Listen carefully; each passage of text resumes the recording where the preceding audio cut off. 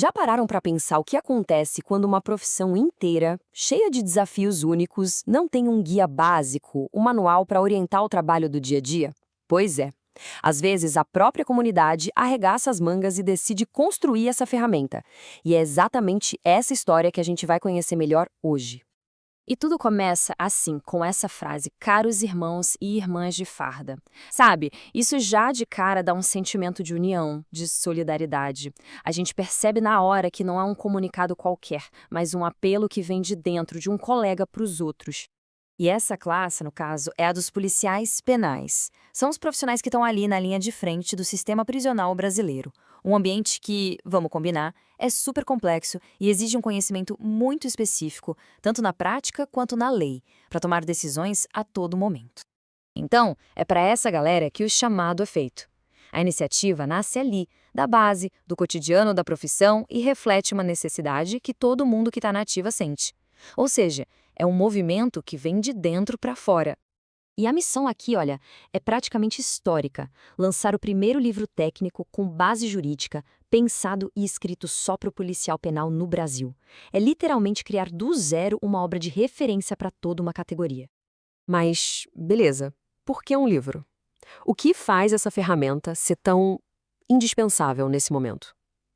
A resposta para isso está nos detalhes do projeto. E o ponto principal é o seguinte: o Manual Jurídico do Policial Penal não é só uma ideia no papel. Ele já existe, está prontinho e foi escrito por um deles, o Edson Moura, que é policial penal. Ou seja, é alguém que conhece na pele as dificuldades e as dúvidas da rotina.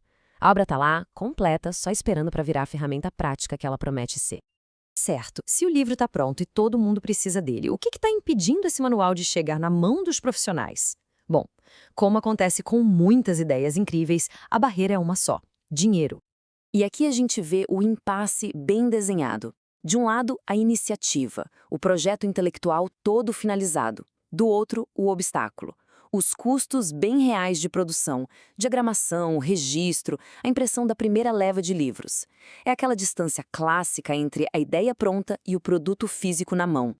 Só que, diante desse obstáculo financeiro, a reação da comunidade não foi de desânimo, não. Foi de união. A solução encontrada usa a maior força que eles têm, o coletivo. E qual a estratégia? Organizar uma vaquinha. Para quem talvez não conheça o termo, vaquinha é o nosso jeito brasileiro de falar crowdfunding. É aquele esforço em que um monte de gente contribui com um pouquinho de dinheiro para realizar um objetivo grande. É a união fazendo a força, literalmente.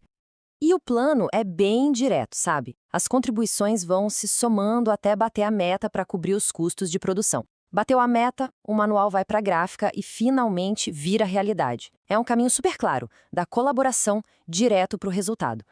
Mas aí a campanha traz um aviso bem importante, que mostra como esse momento é estratégico. Eles dizem: vale lembrar que não é uma pré-venda ainda. Tá, mas o que isso quer dizer na prática? Quer dizer que esse primeiro passo é para juntar o capital inicial mesmo.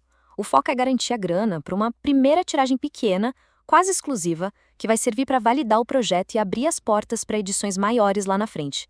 Ou seja, é um passo de cada vez, tudo bem planejado. E é nesse ponto que a história toda muda de figura. O apelo deixa de ser sobre uma simples doação e passa a ser sobre algo muito mais profundo. O investimento no futuro e na identidade da própria profissão.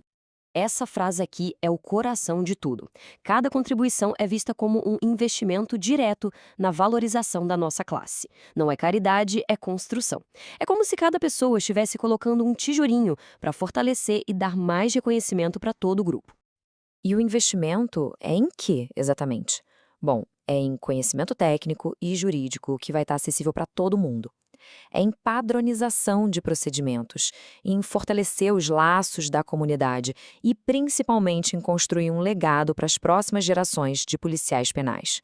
No fim das contas, o que a gente está vendo aqui é um ato de autodeterminação. É uma classe profissional que, em vez de ficar esperando um recurso de fora, se une para criar suas próprias ferramentas e, com isso, acaba escrevendo um capítulo super importante da sua própria história. E isso tudo deixa a gente com uma reflexão final que vai muito além desse caso. A história do Manual do Policial Penal é um exemplo muito forte de inovação que nasce da necessidade. E a pergunta que fica é: quando uma ferramenta essencial não existe, Qual é o verdadeiro poder de uma comunidade unida para simplesmente criá-la por conta própria?